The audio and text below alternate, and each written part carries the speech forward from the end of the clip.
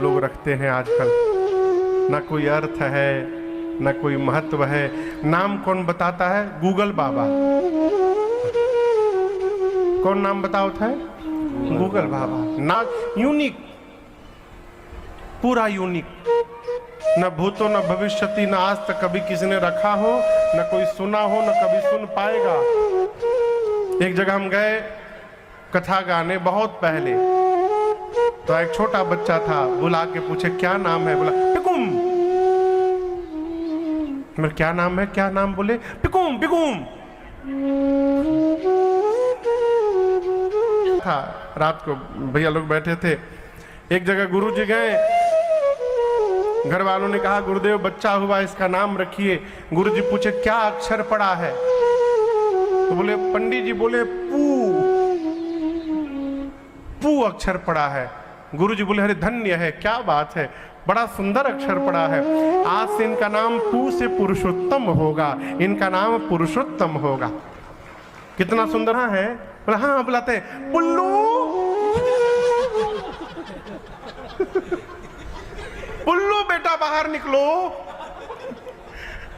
अब गुरुजी चेला का मुंह देखे, चेला गुरुजी का मुंह देखे, चेला बोला गुरुजी आप नाम रखे पुरुषोत्तम, पुरुषोत्तम का पुल्लू हो गया।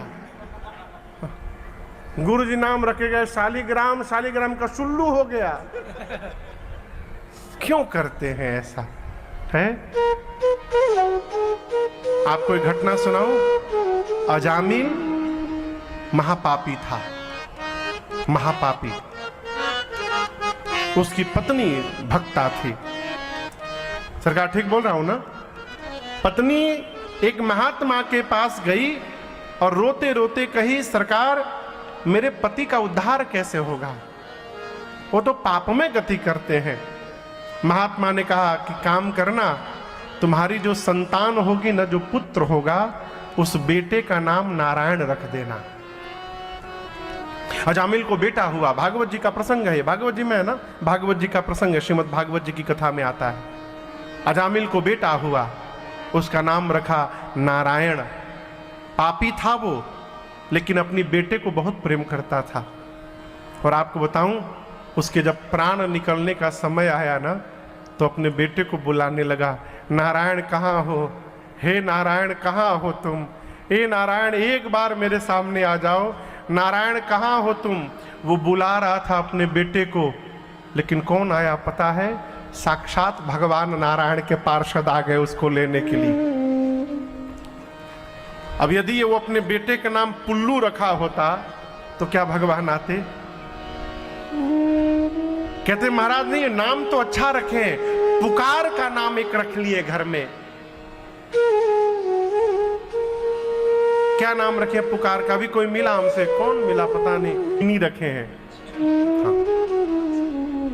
हम चुपचाप सुनते रहे, कुछ बोले नहीं हम।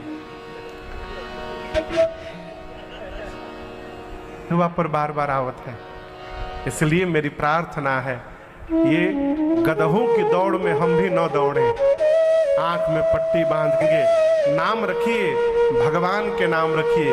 भगवान के ही इतने अच्छे अच्छे नाम हैं, आप जिसकी कल्पना न कर सकें। उनके नाम का हमको आज तक कोई मिला नहीं दूसरा। तो मिला? अपने बाबू के नाम का भी कोई नहीं मिला। हाँ। तो क्या यूनिक नाम है? ये है नाम। क्या है? शांतम। क्या नाम है? सुंदरकांड के प्रथम श्लोक का पहला शब्द है, दूसरा कोई नाम ही नहीं मिला। बिना इनके बाबू का नाम है मौलेश, आज तक दूसरा कोई नाम नहीं मिला। नाम भगवान का ही रखिए, ये एक से एक अद्भुत नाम है। नाम बहुत विचार करके रखना चाहिए। क्यों? नाम से जीवन पर प्रभाव पड़ता है, ठीक ना? नामकरण समय आया, पूज्यपाद गुरुदेव भगवान को आदर पूर्वक श्री चक्रवर्ती जी ने बुलवाया है। वो स्वामी जी कहते हैं, नामकरण कर अवसर रानी, नामकरण कर अवसर पठये मुनि ज्ञान।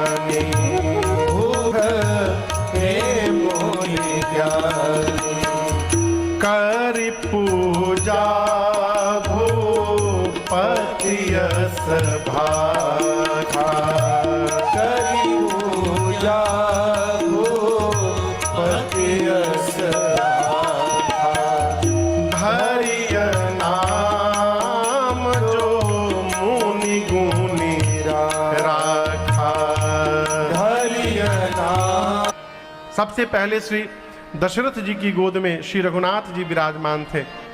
गुरुदेव ने कहा, महाराज आपके ज्येष्ठ पुत्र आनंद के समुद्र हैं, ये सुख के धाम है, तिनके से लेकर त्रैलोक्य तक की सुंदर व्यवस्था करेंगे, ये सबको विश्राम देंगे महाराज, इसलिए आज के बाद इनका नाम राम होगा। राम जी के बाद ठीक से बजा दीजिए। राम जी के बाद मां कौशल्या जी की गोद में भरतलाल जी थे। गुरुदेव ने कहा, आपके दूसरे कुमार विश्वभरण पोषण कर जोए, ताकर नाम भरत अस होए। गोस्वामी गुरुदेव भगवान कहते हैं, महाराज आपके दूसरे पुत्र जो हैं ये समस्त विश्व का भरण पोषण करेंगे। अब इसका अर्थ ये न निकाल लिया जाए कि भरत जी सबको भोजन कराएंगे। भोजन नहीं कराएंगे भरत जी, तो महाराज आप तो कह रहे भरण पोषण करेंगे। यही तो समझना है, हम जीवन भर पेट को भरने में लगे हैं, पेट को तृप्त करने में लगे हैं, क्या कभी हमने अपनी आत्मा को तृप्त करने के बारे में सोचा है? भोजन से शरीर का पोषण होता है, आत्मा का नहीं होता है। आत्मा का भरण पोषण ना, ये आत्म तत्व तृप्त होने वाला नहीं है। और ये भरत जी कैसे तृप्त कर देंगे? तो आपको बताऊं, भरत जी एक बर्तन है, बर्तन, पात्र। पात्र यानी बर्तन, बर्तन समझ रहे हैं ना? यहां क्या बोलते हैं छत्तीसगढ़ी? यानी भरत जी के भीतर राम प्रेम भरा हुआ है, लबालब। मानस में बार बार कहा गया है, सबने कहा, तुम तो भरत मोर मत एहू, धरे देह जनु राम स्नेह। राम स्नेह ही भरत जी के रूप में प्रकट हो गया है। अब आप कल्पना करिए, मान लीजिए जग है, ये क्या है? जग। जग, इसमें आम का रस भरा हुआ से भरता रहेगा, उनका नाम भरत होगा। गुरुजन किया, भरत भैया के बाद सबसे छोटे भैया शत्रुघ्न भैया बैठे थे मां कैकेयी की गोद में। गुरुदेव ने कहा, महाराज आपके छोटे पुत्र जाके सुमिरन ते रिपुना